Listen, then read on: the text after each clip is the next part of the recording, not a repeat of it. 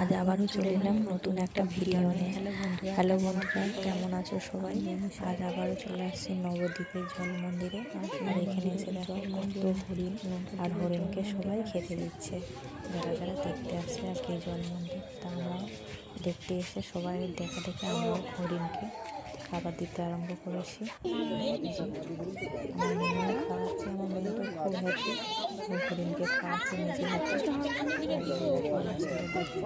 এখানে দেখছি সবাই যারা আসছে সবাই খাবার দিচ্ছে হরিণদেরকে, ওরা খাচ্ছে। ওইদিকে যেমন জলেতে মাছগুলোকে খেতে দিতে খাচ্ছে, এখানে হরিণকে খেতে দিলেও খাচ্ছে।